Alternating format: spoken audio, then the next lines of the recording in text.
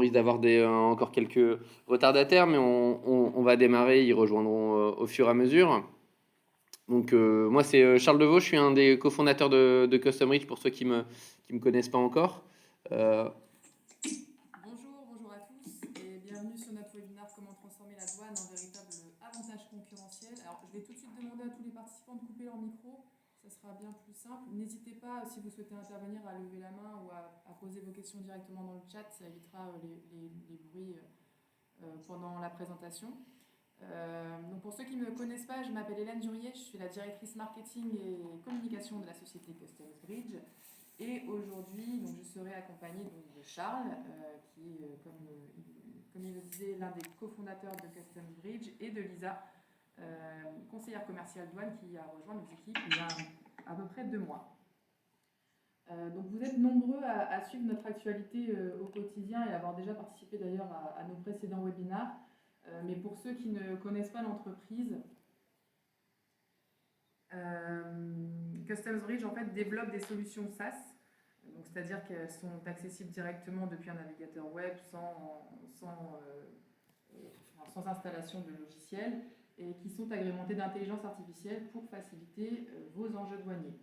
Donc, on s'adresse essentiellement aux acteurs du commerce international, qu'ils soient chargeurs, du transitaire et pour tout type de structures, des grandes structures, des petites et tout secteur d'activité sans restriction. Notre objectif, c'est avant tout d'évangéliser le sujet douanier et c'est pour cela qu'on organise régulièrement des webinars, puisque le sujet douanier est souvent perçu par les entreprises comme étant un sujet complexe, difficile à appréhender. Et c'est là que nous, on intervient en rendant cette douane plus compréhensible et surtout plus accessible pour tous, que vous soyez novice ou expert d'ailleurs. Voilà, donc maintenant que les présentations sont faites, on va passer à la présentation du webinaire. Donc, en gros, prendre de l'avance sur vos concurrents grâce à la douane. Donc, ça peut paraître peut-être impossible pour vous pour le moment, mais Lisa et Charles sont bien briefés et sont là pour vous présenter vous expliquer en fait qu'une douane bien maîtrisée peut être une réelle source d'opportunité pour votre business. Donc, dans un premier temps, pendant cette présentation, nous essaierons de comprendre pourquoi la douane est un domaine complexe à appréhender pour les entreprises et surtout comment elle s'imbrique directement dans votre stratégie internationale, dans votre business. Ensuite, dans un second temps, vous découvrirez qu'en maîtrisant tout cet aspect de tous ces enjeux douaniers, vous allez réduire de manière significative vos risques, mais surtout, vous allez pouvoir saisir de nouvelles opportunités. Donc comme je disais en début de présentation, n'hésitez pas à écrire vos questions dans le chat directement, on y répondra au fil de l'eau pendant la présentation, et si on n'arrive pas à y répondre en direct, il y aura une partie de questions-réponses à la fin du webinaire de 10-15 minutes, donc on pourra échanger à ce moment-là. En tout cas, n'hésitez pas soit à intervenir directement en levant la main pour prendre la parole, ou en mettant un petit message sur le chat. Voilà, donc je laisse la parole maintenant à Lisa et Charles qui vont vous expliquer tout ça. Merci Hélène. Merci Hélène. Donc, j'espère qu'on m'entend bien. Oui. Bonjour à tous. Donc on va reprendre un petit peu les bases avec des exemples assez concrets de problématiques de classement. Donc on rentre dans le vif du sujet. Donc voilà deux exemples. Donc on pourrait penser qu'on pourrait trier, ou chercher en tout cas à classer en cherchant le mot endive ou chicot pour le premier exemple, ou pour le deuxième exemple radio réveil à pile. Et en fait, lorsqu'on regarde le classement douanier, il a été enregistré, donc pour l'endive, il s'agit du mot Wittlof. Alors désolé, c'est un terme flamand, désolé si je prononce mal, mais voilà, qui est classé dans le chapitre 07. Et pour le radio réveil, on va le classer sous appareil récepteur de radiodiffusion. C'est pas forcément très simple pour ce classement-là. On a deux autres exemples, on a le fer à lisser et l'assiette en grès. Lorsqu'on le regarde comment il est réellement classé, on découvre que le fer à lisser est un appareil électrothermique pour la coiffure et que l'assiette en grès fait partie des articles pour le service de la table. Donc voilà, on se rend compte que là déjà, c'est pas forcément très évident le classement, c'est pas une mince affaire, donc il faut le faire correctement. En plus de ça, on peut se rendre compte par exemple pour l'assiette en grès qu'il y a d'autres paramètres à prendre en compte, donc par exemple des droits anti-dumping. Voilà, par exemple là pour l'origine Chine, on est à 36,10%. Et on on en reparlera un petit peu plus tard, que selon les fournisseurs en Chine que vous choisissez, les droits anti-dumping peuvent être de 36%, de 17% et peuvent être vraiment variés. Donc voilà, il y a beaucoup de paramètres à prendre en compte. Voilà, et donc Charles va vous présenter un autre exemple avec le vélo. Oui, tout à fait, Lisa. Et pour reprendre les bases aussi, pourquoi on parle du classement douanier? Parce que c'est en fonction du code douanier que vous allez attribuer à une marchandise que vont dépendre des mesures à respecter et des droits de douane à payer. Et donc là, si on prend l'exemple d'un vélo, donc ça peut paraître comme un produit simple à classer, hein, mais pourtant, il faut se poser les bonnes questions parce que le classement va être différent selon s'il a si c'est un vélo électrique, c'est-à-dire s'il a un moteur, si c'est un roulement à billes, s'il est destiné aux enfants, est-ce que c'est un jouet?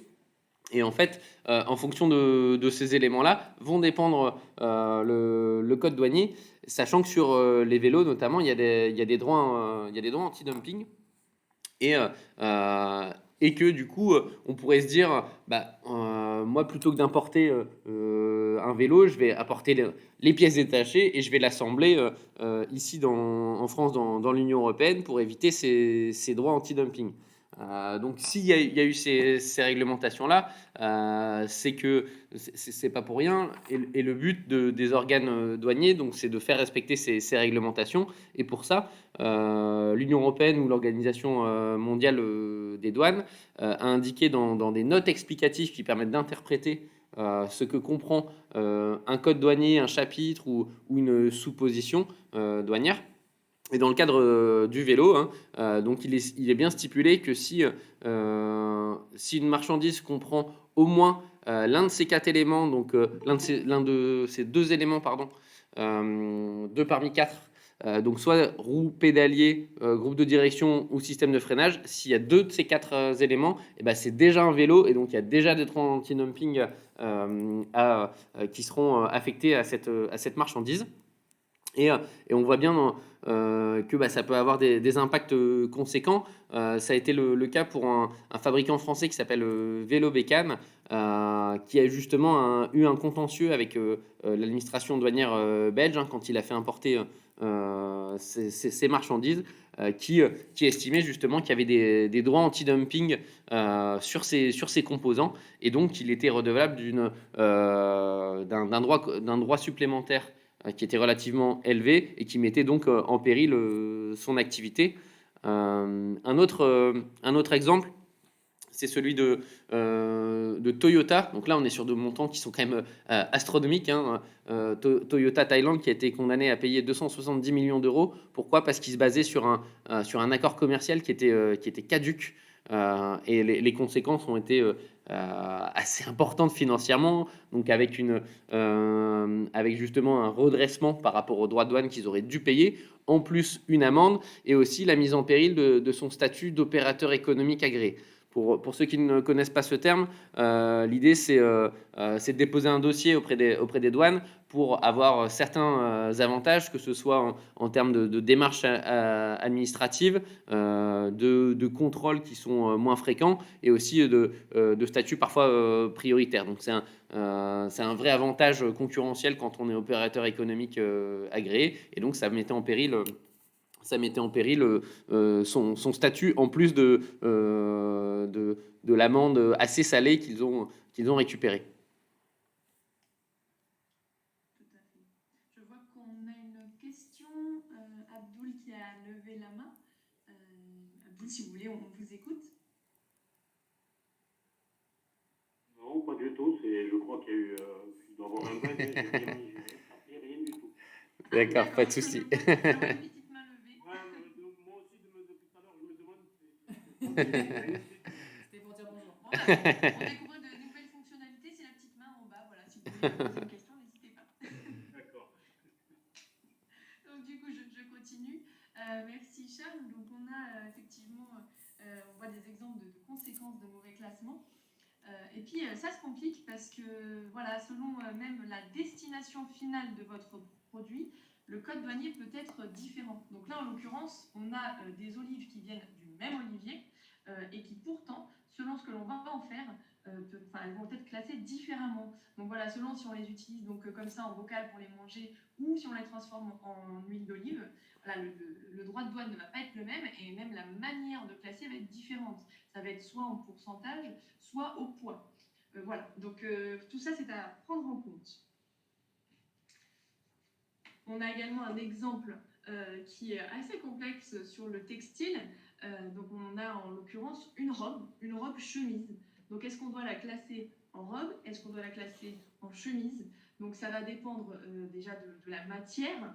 Voilà, est-ce qu'il s'agit d'une robe ou d'une chemise en tissu? Est-ce que c'est avec des maillages? Donc voilà, ça peut être différent, ça peut donner des codes différents. Et selon la longueur. Donc là, ici, dans cet exemple-là, il s'agira d'une robe car elle est plus longue, elle descend plus bas que la taille. Mais voilà, il y a encore tout ça à prendre en compte et donc d'où l'importance de vraiment bien connaître son produit. On va vraiment dans la technicité du produit et donc pourquoi pas se faire aider effectivement de techniciens ou d'ingénieurs selon les produits pour être sûr de classer correctement. Merci Lisa. À travers ces exemples, vous comprenez que l'appréhension du sujet douanier n'est pas simple pour 4 raisons principales. D'abord parce que le langage commun qu'on utilise au quotidien, il est parfois souvent éloigné du langage douanier. On l'a vu avec les exemples du radio réveil ou de l'endive Whitloff par exemple.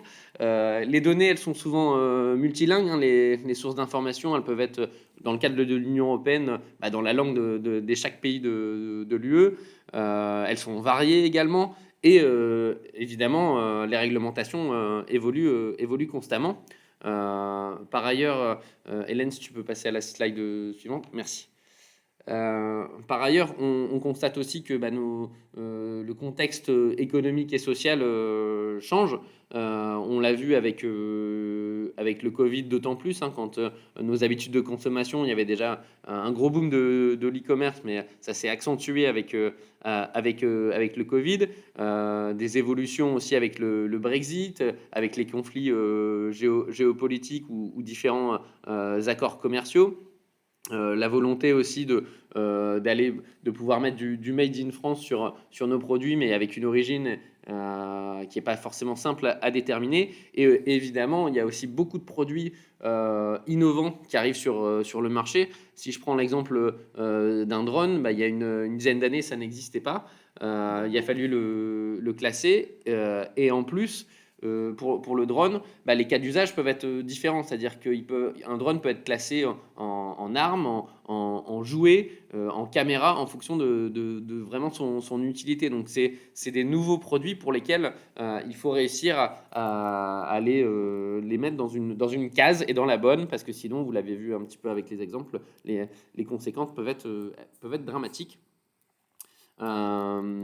Et pourtant, la douane doit être au cœur de votre stratégie internationale. Pourquoi? Parce que dès qu'il y a un flux international, donc hors Union européenne, bien sûr, il y a une déclaration en douane à effectuer. Et de cette déclaration, on dépend des mesures et des normes à respecter, des droits et des taxes à payer, etc.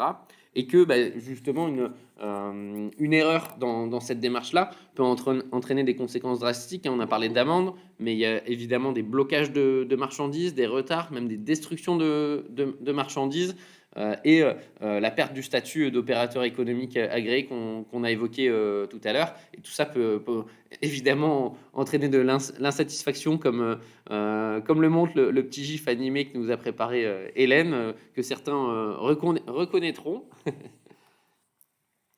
Et donc oui, la douane fait partie évidemment des périmètres à maîtriser dans votre stratégie internationale.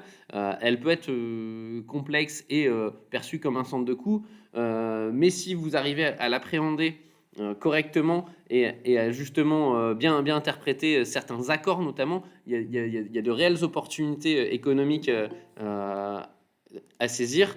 Et on parle notamment des accords commerciaux qui sont négociés entre les gouvernements, entre les différentes unions douanières, qui peuvent vous donner vraiment des avantages compétitifs intéressants. On vous montre un exemple concret tout à l'heure. Et il faut savoir qu'il y a une étude qui est sortie par la Direction générale du Trésor. En moyenne, les entreprises françaises utilisent 71% de ces accords. Donc, ce qui veut dire qu'il y a, c'est surtout ça qu'il faut interpréter, c'est qu'il y a 29% de ces accords qui sont pas exploités. Sachant que la France est un peu le mauvais élève de l'Union européenne parce que c'est plutôt 25 le pourcentage moyen dans l'UE et on est à 29% non exploités en moyenne au niveau de ces accords. Et quel type d'accord par exemple, là, plus récemment, il y a eu l'accord Union européenne-Madagascar, donc avec des réductions de droits douane ou même des exemptions qui ont pris part à partir du 1er janvier.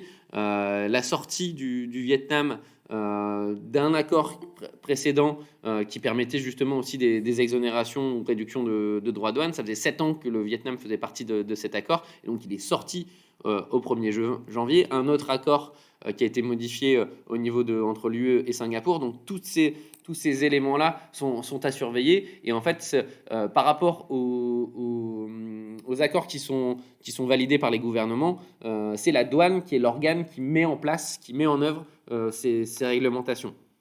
Et par rapport à ces éléments-là, il peut y avoir justement des droits anti-dumping et des droits compensateurs. L'idée de ces droits, c'est d'avoir une concurrence qui soit pas déloyale, justement, avec que ce soit pour des droits anti-dumping, c'est plutôt quand la valeur vendue à l'exportation par un pays fabricant n'est pas forcément la moyenne à laquelle il aurait dû le vendre dans son marché. C'est pour ça qu'il y a un droit anti-dumping qui est rajouté. Et le droit compensateur, c'est quand il y a une subvention faite par le pays producteur, où justement, pour corriger un petit peu et faire en sorte que cette concurrence soit plus loyale, les unions douanières décident d'appliquer des droits supplémentaires. Et c'est le cas sur pas mal de produits qu'on peut consommer au quotidien. Donc, on parle les exemples du vélo électrique, de vaisselle, de radiateurs, de pneumatiques, etc. Et ça évolue, c'est-à-dire qu'il peut y avoir pendant un certain temps un droit anti-dumping qui peut expirer. Et comme l'a évoqué Lisa, on vous montrera ça tout à l'heure, il peut varier aussi en fonction des fournisseurs. Et donc ça, c'est important d'en prendre conscience, c'est pas de prendre pour argent comptant. Il y a un droit anti-dumping sur ce produit-là pour ce pays donné, du coup, j'y vais pas du tout. Non, il y a un intérêt de creuser pour savoir est-ce que mon fournisseur est concerné, est-ce qu'il est concerné de la même manière que les autres, etc. Tout à fait, donc on a pu voir avec quelques exemples imagés certains aspects de la douane. Même si certains peuvent considérer la douane comme un peu la 5e roue du carrosse, mais on se rend compte qu'en fait elle intervient vraiment tout au long de la supply chain. Elle apparaît vraiment en amont lorsque l'on pense à choisir un fournisseur au niveau du sourcing.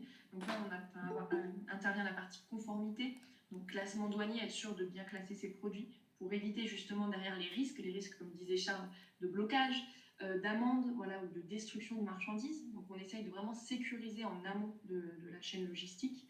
Après, dans l'opérationnel, les douaniers, les déclarants en douane, si on a bien préparé cette conformité en amont, ils gagneront plus de temps lors de la déclaration, il y aura moins de blocage. Donc tout ça est très important. Et après, vraiment, au niveau stratégique, on va encore plus loin que ça. Selon le code douanier que l'on sélectionne, on peut décider de se sourcer. On peut penser par exemple à la Chine en premier lieu, mais en fait, on se rend compte qu'il y a des droits anti-dumping, donc ça coûte cher, puis également en termes de transport. Donc pourquoi pas aller se sourcer ailleurs, peut-être là où on aurait des avantages concurrentiels, des accords préférentiels. Donc pour essayer de se sourcer peut-être plus près, et donc forcément aussi avoir un impact écologique. Donc vraiment la douane permet de prendre des décisions un petit peu tout au long de la supply chain, et elle est très importante.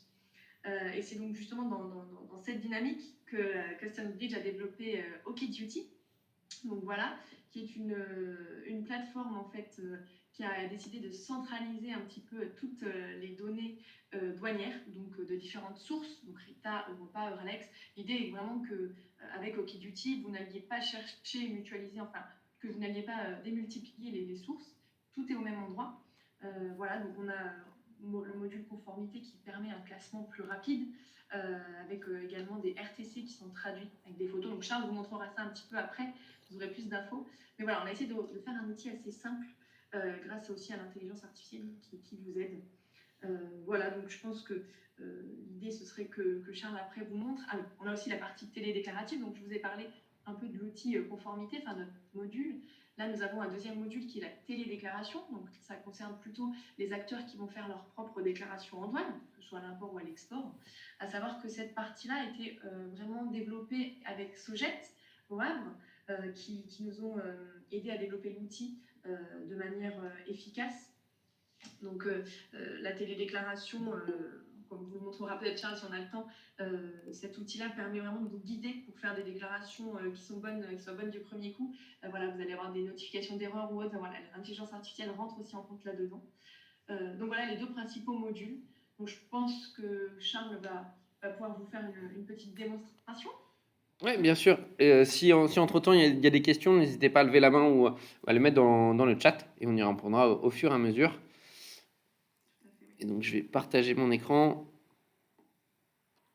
pour vous montrer justement concrètement à quoi ressemble l'application et comment elle peut vous aider. Donc on est sur comme l'a dit Lisa, hein, c'est un logiciel SaaS, hein, donc il n'y a pas besoin d'avoir un paramétrage spécifique. On se connecte avec un login et un mot de passe, donc c'est ce qu'on appelle une web app. Et donc ici, sur le menu en haut à gauche, vous allez avoir différents modules. Je ne vais pas rentrer dans le détail sur tous les modules, hein. Ces modules-ci qui sont liés à la conformité, donc qui vous aident à attribuer le bon code douanier à votre marchandise. Et ensuite, le module déclaration que je montrerai très brièvement ensuite.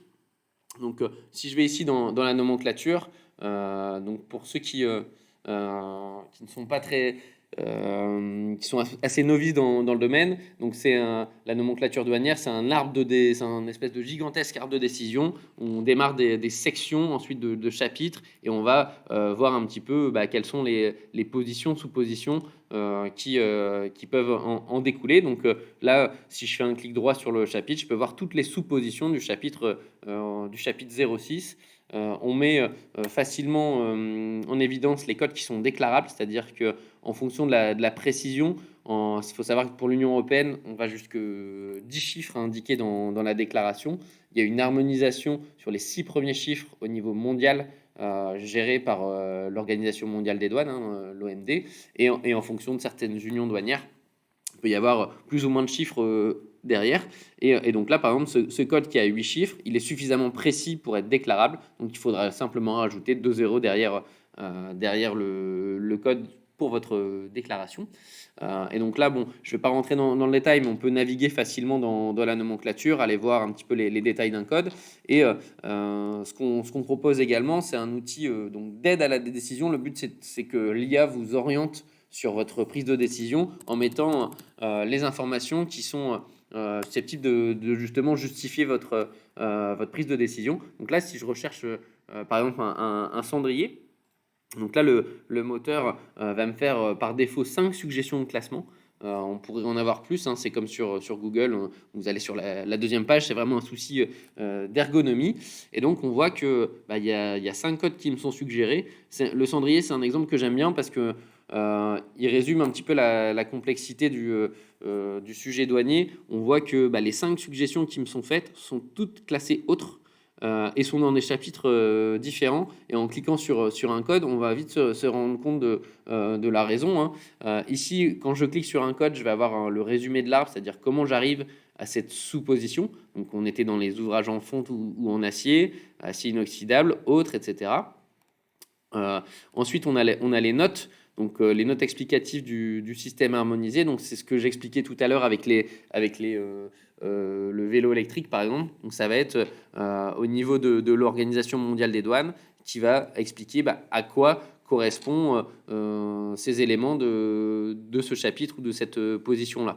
Et donc, nous, on a mis en évidence les termes en vert qui sont inclusifs, en rouge exclusif et en surbrillance jaune orangé si le terme indiqué dans ma recherche, il est repris dans cette note. Donc ça permet de facilement voir et comprendre ces textes qui peuvent être parfois assez lourds. Donc là, effectivement, le terme cendrier, il est repris, donc ça vient me rassurer dans le fait qu'éventuellement, je pourrais classer dans cette position-là. Et également ici, des décisions de classement. Donc ça peut être les décisions de classement de l'Union européenne. Donc là, c'est uniquement ceux qui sont en lien avec ma recherche. C'est-à-dire qu'il y en a sûrement beaucoup plus sur ce code classé vôtre. Mais là, c'est uniquement les 3 RTC pour ce code douanier-là. Et donc là, on voit des RTC, et notamment celui-ci, on voit un RTC donc allemand qui a été traduit. Donc tous les RTC disponibles de l'Union européenne sont dans l'outil et ont été traduits. On indique même ceux qui sont expirés parce qu'on estime que ça reste de la valeur, une valeur intéressante à présenter à nos utilisateurs. Donc là, il a expiré en avril 2022. On a la description du RTC, le motif de décision et le document quand il y en a un. Donc ça peut être une photo ou un PDF et ça permet de visualiser assez facilement. Donc là, j'étais sur ce code-là. On voit ici, donc pour ce code-là, il y avait un tarif extérieur commun. Donc c'est le droit de douane maximum à payer pour l'import dans l'UE, sauf accord externe. Là, ici, il est à 12%. Et donc là, effectivement, il y a d'autres cendriers. Je peux me percevoir qu'il y en a d'autres. Ici à 6%. Et donc là, on peut regarder. C'est aussi c'est les cendriers, je pense qu'on a plutôt à l'extérieur de bâtiments, par exemple. Et à chaque fois, on va être capable aussi de voir sur ces éléments-là. Donc on voit que pour le cendrier, en fait, ça va être la matière constitutive qui va être déterminante. Donc je pourrais très bien enrichir ma recherche en ajoutant un mot-clé ici. Et ce qui va être intéressant donc sur cette partie sourcing et utilisation des accords, c'est de voir que le temps que la carte charge, voilà, de voir que en fait le taux extérieur commun il est de 12%, mais il y a différents accords pour ces produits, en tout cas pour ce code douanier là. Et donc simplement en naviguant sur la carte, j'arrive à me rendre compte d'un accord existant ou non. Je peux très bien sélectionner soit un droit de douane, ici, donc là je vois tous ceux pour lesquels il y a potentiellement une exonération de droit de douane, ou un pays directement, et je vais aller voir le détail dans les mesures, quelles sont les conditions à respecter pour en bénéficier. Voilà un petit peu. Dans l'esprit, tout à l'heure, on avait pris l'exemple d'une assiette en grès. Je vais le reprendre ici pour vous montrer notamment sur cette partie droit anti-dumping. Donc le moteur va nous présenter différents codes comme pour le cendrier.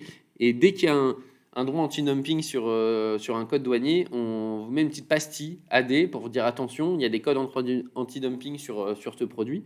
Et donc là, si je clique sur le code, je vais retrouver la même chose. Le petit tag dans les notes, ça veut dire qu'il y a au moins un des termes qui est repris dans les notes, les RTC éventuellement. Voilà. Et en fait, si je clique dans les mesures et que je veux voir le détail en prenant la Chine, je vais voir ici, il y a des droits anti-dumping avec les conditions, et que si je présente ce certificat, pour ce fournisseur-ci, j'ai un droit anti-dumping de 17,9%, alors que pour tous les autres, c'est 36,1%.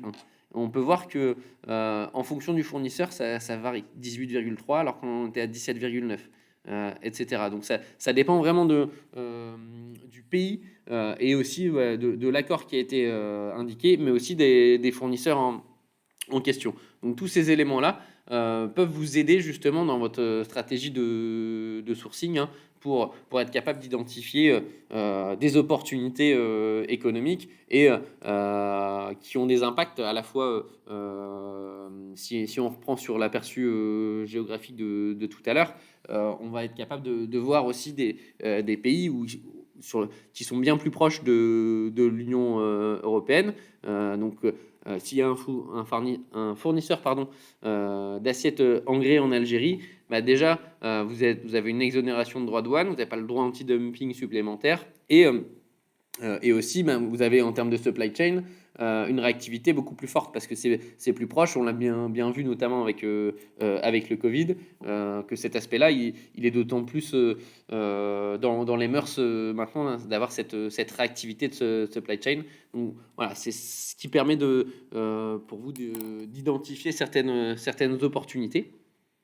Donc, je ne vais pas aller plus dans le détail sur l'outil, hein. On vous remettra les liens de futures démos collectives qu'on organise régulièrement si vous voulez, si vous êtes intéressé d'en savoir plus sur le module-là. Ah, non, c'est parfait, merci Hélène. Brièvement aussi, je voulais vous montrer le volet TD déclaratif. C'est pareil, il y aura une démo le jeudi, ça doit être dans 15 jours. Le 22, ouais, c'est ça. Donc jeudi 22. Simplement, l'idée, c'est toujours la même, c'est de diminuer le risque d'erreur, de gagner en efficacité opérationnelle et de faire en sorte que vous n'ayez pas de problématiques dans vos flux. Donc là, sur le module télédéclaratif, je peux retrouver les différentes déclarations que j'ai en cours, que je peux filtrer par type, par statut, par statut, par état, et également pour justement limiter la saisie, vous avez ici des jeux de données que vous pouvez rentrer, donc des modèles d'articles, si vous importez souvent ou exportez souvent les mêmes articles, des modèles de tiers ou carrément des modèles de déclaration. Et donc, par exemple, si je vais reprendre un exemple, si je crée une déclaration, hein, une déclaration d'import avec un modèle que j'ai déjà dans ma base, dans mon jeu de données, ça m'aura automatiquement pré-rempli tous les champs que j'avais dans mon modèle. Donc il y a quelques champs quand même, hein, donc pour les moins initiés, je vais pas rentrer dans le détail, mais le but c'est de vous montrer que pour justement faciliter la saisie, on est capable d'avoir des menus déroulants pour éviter une erreur de saisie manuelle. Donc dès que c'est possible, on a ce type de menu. Également des contrôles de cohérence. Donc là, le nombre total de colis, c'est un calcul qui est automatique, qui a été fait par rapport à ce que j'ai pu saisir dans ma déclaration. De la même manière pour la valeur facture totale, donc ça vous permet de comparer entre ce que vous avez saisi et la facture que vous avez à côté de vous. Et ici sur la partie article, donc si je veux ajouter un article, que je reprends mon exemple de cendrier, hop, et que je mets ici en désignation commerciale cendrier, mais un code qui n'a rien à voir avec un cendrier, eh bien l'outil va m'alerter d'une incohérence. Donc vous avez un petit tag, attention, ça semble pas correspondre. Donc cliquez pour voir les propositions. Et là je retombe un petit peu sur les suggestions que j'avais tout à l'heure. Donc c'est vraiment dans cette logique-là d'accompagnement et de contrôle de cohérence qu'on vous accompagne sur ce sujet aussi télédéclaratif et cette interconnexion avec l'outil d'aide au classement. Je vois qu'il est 11h38. Le but c'était de faire assez court et d'avoir encore un temps de questions-réponses. Donc hop, je vais remettre sur la présentation. Hop. Et oui, brièvement aussi, on a dans cette logique aussi de conformité une volonté de pouvoir auditer une base article et aussi d'être alerté s'il y a des évolutions qu'on évoquait tout à l'heure. Donc ça, c'est des produits qu'on est en train de développer et qu'on a lancé en avril avec nos clients pilotes qui nous accompagnent sur ces sujets. Juste en 2 minutes, à quoi ça correspond. Donc c'est ce module base douane ici. Ça vous permet d'injecter votre base douane, de lancer ponctuellement un audit. Donc si je prends cet exemple-ci, hein, donc je récupère toutes les données de ma base. Donc ça c'est un fichier que j'ai intégré, que j'ai uploadé ici. Donc je vais retrouver ce qu'il nous faut absolument, c'est une colonne où il y a une description, une colonne où il y a un code douanier. Et après il peut y avoir d'autres références type famille, sous-famille, rayon, etc. Et donc là, on va vous dire si le code il est conforme, s'il est invalide ou éventuellement si on estime que par rapport à la description et au code douanier que vous avez renseigné, il peut y avoir une incohérence parce que il n'est pas dans le top 5 des codes suggérés par notre moteur, par exemple. Donc il y a cet aspect-là d'audit qu'on peut lancer ponctuellement. Et aussi, depuis la base douane que vous avez intégrée, d'être alerté sur certaines évolutions. Et donc là, par exemple, par rapport aux différentes bases douanes que moi j'ai intégrées, je peux être alerté s'il y a un nouvel RTC. Comme il y en a beaucoup, je me dis, j'ai pas forcément envie de savoir ça. Par contre, c'est intéressant de savoir qu'il y a un code de nomenclature qui a atteint sa date de validité. Et là, si je clique, ça va me rediriger vers les codes qui sont concernés dans ma base douane. Donc voilà en quoi ça peut servir. De la même manière, quand on parlait des notes explicatives, on peut aller voir un changement dans les notes. Voilà, pour cette note-là, il y a cet élément qui a été rajouté. Donc on a ce comparatif avant-après. Donc maintenant, pour cette position-là, ça concerne aussi les cénosphères, sphères creuses, etc. Et de la même manière, je peux voir les lignes relatives à la modification dans ma base douane. Donc ça, c'est deux produits qu'on est en train de finaliser et qui seront disponibles, on l'espère, à la rentrée. Voilà. Est-ce que vous avez des questions? Il n'y a pas de questions dans le chat pour le moment. N'hésitez pas, hein, c'est le moment, c'est maintenant ou jamais. C'est vraiment l'occasion d'échanger sur vos problématiques, sur des questionnements que vous pourriez avoir sur l'utilisation d'un logiciel, justement, de s'équiper d'un outil pour mieux maîtriser sa douane en interne. Et de savoir si aussi le webinaire a répondu à vos attentes et vous a été utile.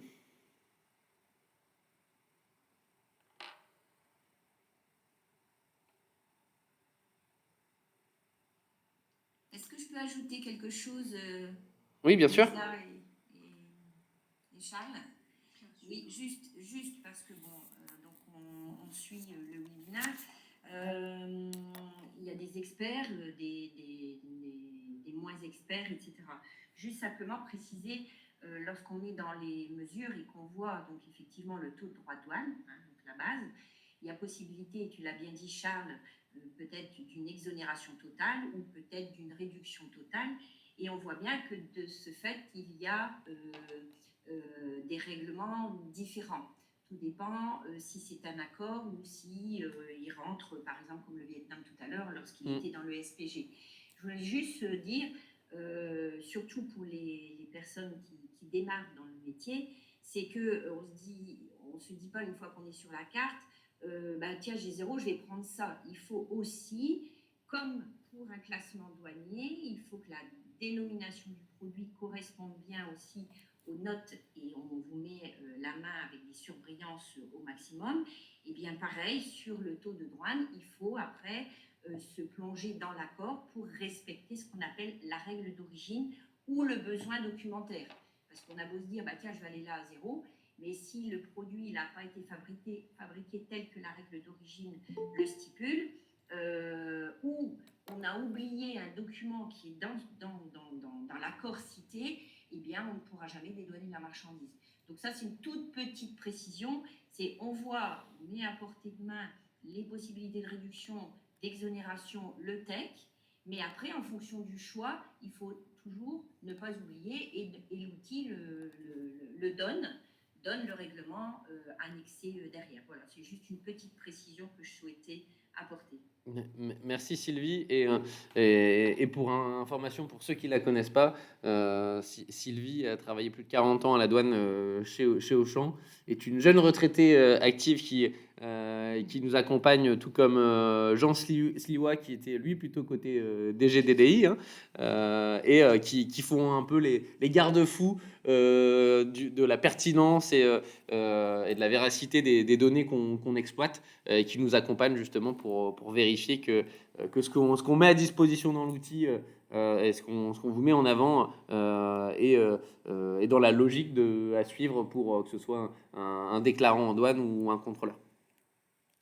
Merci Charles. Merci à vous. J'ai pas l'impression qu'il y ait d'autres questions. N'hésitez pas à vérifier dans votre chat. Je vous y ai mis 3 liens. Donc le premier lien, c'est pour vous créer un compte gratuit pour tester l'application et puis découvrir par vous-même les différentes fonctionnalités. Donc c'est sans engagement, c'est gratuit. Vous avez juste à rentrer votre adresse email, votre nom, prénom et la société. Et vous allez avoir accès directement sans temps d'installation ni coût d'installation à l'outil. Je vous ai également mis un lien pour vous inscrire car on organise régulièrement des démonstrations collectives de 30 minutes, donc il y en a à peu près une tous les 10-15 jours, sur la partie conformité mais aussi sur la partie télédéclaration. Et d'ailleurs vous avez également le prochain webinar qui sera dédié à cette partie télédéclaration douanière avec Okiduty, réalisé par Sojet le 22 juin à 11h. Donc le lien d'inscription est déjà disponible, vous pouvez vous y inscrire dès maintenant. Et nous sommes à votre disposition si vous avez des questions, même après le webinaire. Je vais vous mettre également le mail de contact pour que vous puissiez nous contacter si besoin. Et merci Abdou, merci pour les podcasts. Les podcasts reprennent au mois de juin. On enregistre le prochain podcast avec Sylvie bientôt. Donc vous aurez la saison 2 très prochainement.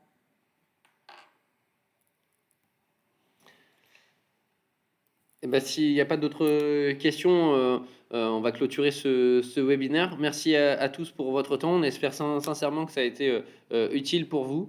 Et n'hésitez pas à revenir vers nous. Si l'enregistrement s'est bien passé, en effet, il devrait y avoir un replay. Donc on est toujours sous réserve technique, mais on a essayé d'enregistrer. Et donc, je vois qu'il y a une question sur les podcasts.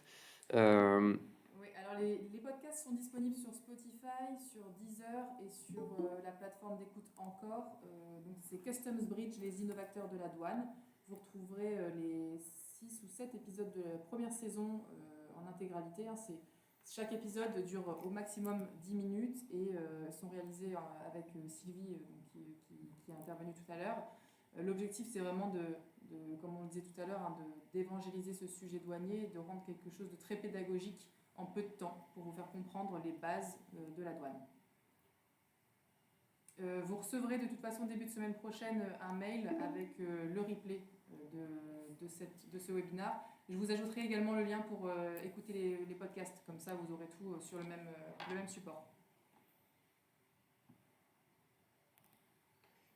Il y a Abdoul qui dit que le lien que l'on a envoyé renvoie sur la page d'accueil du site Customs Bridge.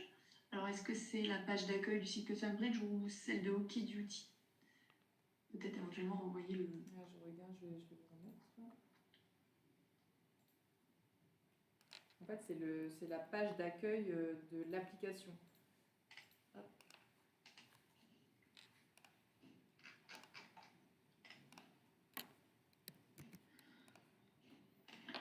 Normalement, effectivement, moi ça marche de mon côté en tout cas. N'hésitez pas à cliquer dessus pour créer un compte, donc c'est gratuit. Ça vous permet déjà d'avoir une bonne idée de l'application. Ouais, moi, j'ai eu un souci aussi, donc je l'ai remis. Hop. Ouais, c'est bon. Bon, en tout cas, merci à tous pour votre participation et votre présence. On est toujours très content de pouvoir partager notre passion pour la douane et de pouvoir vous partager aussi tous ces avantages et toutes ces opportunités que vous pouvez faire avec ce sujet-là. N'hésitez pas à nous suivre sur LinkedIn et à vous créer un compte, surtout pour découvrir par vous-même toute la puissance de l'outil. Et comme je le disais tout à l'heure, on est disponible pour échanger avec vous, que ce soit par téléphone, par mail ou même sur LinkedIn ou les autres supports. On est assez connectés et assez dynamique, donc on est à votre écoute et n'hésitez pas. Oui, et il y a un chat, il y a un support de chat directement dans l'application que j'ai pas montré où on répond en direct. Voilà, donc n'hésitez pas à nous solliciter. Il y a une question là de Abdoul sur le Vietnam justement. Je la vois plus la question. Hélène, tu peux pour le Vietnam, une dernière question. Pour le Vietnam qui n'est plus SPG, un accord commercial a-t-il été signé? Oui, donc si je peux me permettre de répondre, donc il y a un accord, Il était signé déjà un petit moment, mais il allait crescendo. Mais là, par contre, le fait, la date du 1er janvier retire le Vietnam de l'accord du SPG. Mais l'accord UE-Vietnam, il est signé et il n'y a plus que celui-là à utiliser, bien sûr, avec des présentations de documents et des règles d'origine qui sont précisées dans cet accord UE-Vietnam. Vous ne pouvez plus utiliser maintenant, depuis le 1er janvier 2023, l'accord du système des préférences généralisées pour le Vietnam. Voilà. Donc il faut, à chaque fois, si vous aviez des produits qui étaient importés selon l'accord du système des préférences généralisées, eh bien, il faut vérifier si votre produit respecte toujours la règle d'origine UE-Vietnam et donner en main les documents au moment du dédouanement. Alors, ça peut être peut-être le UR1, j'ai vu passer ça sur le Vietnam, mais ça peut être aussi le système REX avec une valeur 6000 ou au-delà de 6000. Bon, après, on rentre dans un autre sujet. Mais oui, l'accord, il est signé depuis un petit moment, mais la seule différence, c'est qu'au 1er janvier, le pays, Vietnam, ne fait plus partie de l'annexe qui correspond au régime général du système des préférences généralisées. C'est tout, ça va ? A priori, Abdoulami, merci pour cette précision. Super, voilà. Tant mieux. Très bien. Et ben, s'il n'y a plus d'autres questions, merci à tous. Et on espère vous reparler et échanger très bientôt. Merci à tous, à bientôt. Bonne journée. Bonne journée, merci beaucoup. Isa et Charles, vous restez 2 minutes aussi. Oui. Enfin, de se rappeler après. Parce Ouais. que, Comme vous voulez. ouais, on se rappelle après. D'accord. À tout à l'heure.